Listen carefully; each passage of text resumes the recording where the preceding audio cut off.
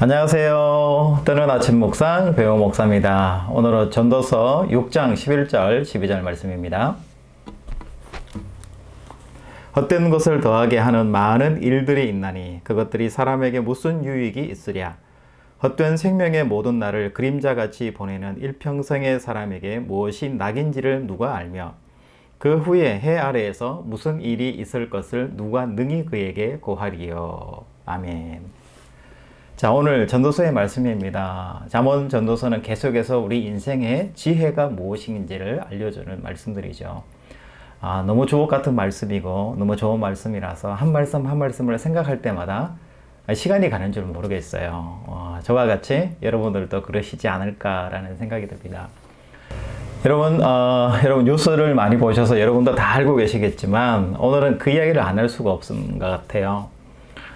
대통령실에서 계엄령을 선포를 했어요. 계엄령을 선포했는데 국회에서 재석의 또 절반 이상이 동의를 하면은 그 계엄령에 대해서 무효화시킬 수 있는 또 제도들이 열려가지고 무효화 다행히 되긴 했는데, 여러분 계엄령이라는 게 그렇잖아요. 군인들이 와서 전체적으로 다 장악을 하고 대통령이 권한을 행사하는 거잖아요.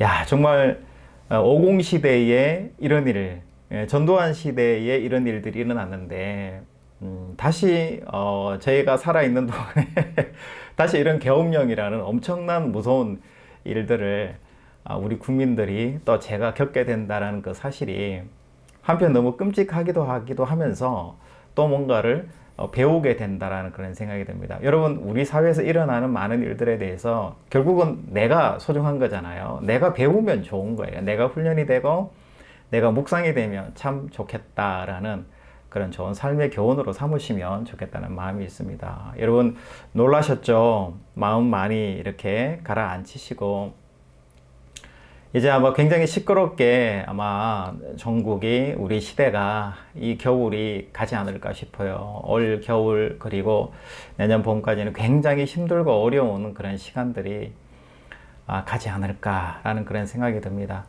여러분, 우리나라가 어쩌다가 민주주의 사회인데 한 분의 대통령이 탄핵이 되셔서 계신데 또 지금 이제 탄핵 정국으로 또 가는 이것도 그렇게 마음에 들지는 않고요.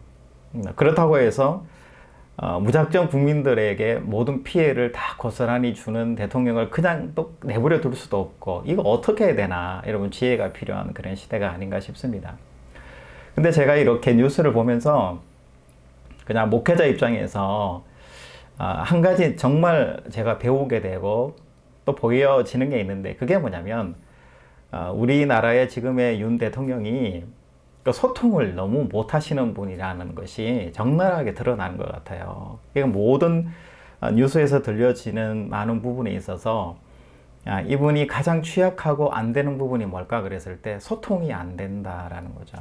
이 소통이 안 된다라는 것은 너무 자기 경험과 자기 학식, 자기 중심적인 판단을 너무 많이 하다 보니까, 아니면 주변의 소수의 사람들과만 소통을 하다 보니까 많은 사람들과 터놓고 자기 방식이 아니라 다른 사람의 방식도 들어보고 대화하고 또 맞춰 나가고 이렇게 하는 이 대화의 소통의 방식에 너무 어눌하고 부족하신 분이 아닌가라는 그런 생각이 듭니다. 그러면서도 저도 한 교회 어쨌든 지도자로 있는 것이고 가정에서는 또 가장으로 있잖아요. 그렇듯이 저도 돌아보게 되더라고요. 소통이 잘 되는 사람인가, 터놓고 이야기할 수 있는 사람인가 라는 부분을 바라봤을 때 저도 많이 부족하다라는 그런 생각이 참 많이 들더라고요. 그러면서 오늘 이 전도서가 우리에게 주는 메시지가 뭘까, 6장이 주는 메시지가 뭘까 이렇게 생각했을 때 결국 헛된 부분에 대해서 이야기를 하는데, 저는 이런 생각이 드는 거예요. 소통이 되지 않은, 다시 이야기하면 하나님과 내가 관계적으로 소통이 되지 않은 모든 것들이 다 헛되다, 이렇게 우리가 정의를 한번 내려볼 수 있을 것 같아요. 오늘 본문의 11절 말씀에 보면 헛된 것을 더하게 하는 많은 일들이 있나니 그것들이 사람에게 무슨 유익이 있으랴. 헛된 것들을 더하게 하는 것이 많이 있다. 여러분, 이 세상에 헛된 게 뭐가 그렇게 많이 있을까? 여러분 생각해 보게 되잖아요. 그런데 우리나라의 권력을 가지신 이 대통령 분을 우리가 이렇게 보면 다른 전문가들이 다 이제 뭐 같은 당에 있는 분이나 다른 분들 마찬가지잖아요. 다 평가하는 것이 자기 권력을 유지하고 그것을 통해서 확보하는데 너무 우위에 서 있으려고 권위적이게 이 권력을 자기가 차지하고 있다라는 거죠. 그리고 행사하기를 좋아한다라는 그런 평가가 있는 거예요. 이런 대화 타협이라는 것은 내가 높은 자리에 있다라는 것을 의식하는 것이 아니라 그 사람과 내가 터놓고 내가 낮은 자리로 가서 그 사람과 대화하는 거잖아요. 계급장 떼는 거고요. 내 이름 떼는 거예요.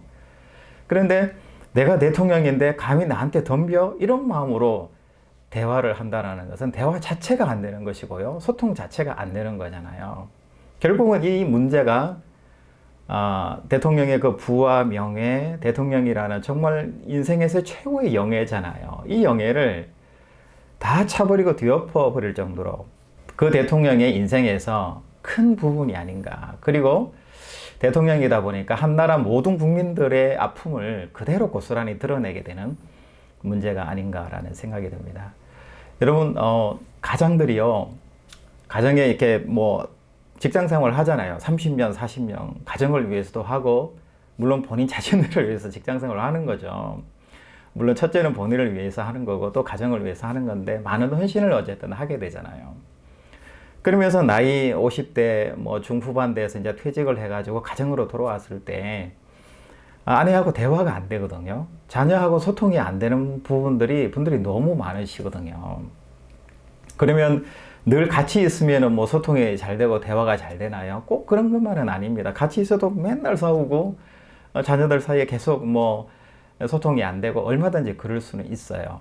그런데 중요한 것은 정말 금반지를 선물하고 금목걸이 다이아몬드 반지를 선물한다 할지라도 다음날 되면 또 싸우잖아요. 여러분, 왜 싸울까요? 싸우는 이유는 결혼생활, 가정생활은요, 소소한 것 사이에서의 대화와 소통의 문제거든요. 금반지가 해결책이 아니에요. 금반지를 선물하면 그것 때문에 그날은 좋고 그날은 너무 기분 좋을 수 있어요. 상대방이 좋을 수 있어요. 그런데 다음날 부딪히는 일상의 문제, 양말 정리, 세탁의 문제, 밥의 문제, 설거지 문제, 집 정리의 문제, 청소의 문제, 이런 매일 돌아가는 일상의 문제에서는 다시 갈등이 생길 수밖에 없고 화가 생길 수밖에 없잖아요. 그렇듯이 우리 인생이, 우리 삶이 헛되지 않을 수 있는 유일한 방법은 상대와의 좋은 소통과 대화 외에는 다른 방법이 없다라는 것을 이야기를 하는 겁니다. 저는 생각할 때 소통, 대화 그럴 때 어떤 거냐면 상대방이 어떤 이야기를 하면 나도 내 이야기를 하는 것, 내 주장을 하는 거가 대화라고 생각을 하는 거죠. 여러분, 교과서에 그렇게 써져 있잖아요. 대화라는 것은 상대방이 어떤 이야기를 하면 그 이야기를 듣고 아, 그렇구나 라고 하고 그 다음에 또 나는 내 주장을 이야기하는 거잖아요.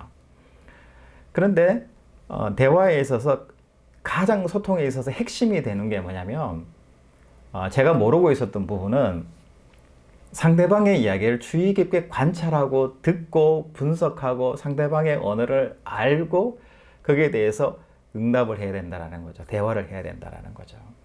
제가 참 부족했던 부분은 그 부분이더라고요. 상대방이 어떤 이야기를 할 때 잘 들어보고 이 사람이 뭔 이야기를 하려고 하는지, 그러니까 내 주장, 내 이야기가 아니라 그 사람이 하려고 하는 이야기가 정확하게 어떤 이야기, 어떤 감정에서 나온 것인지를 시간이 걸리더라도 알아내는 거, 알아채는 거, 이게 가장 중요한 부분이었다는 거죠.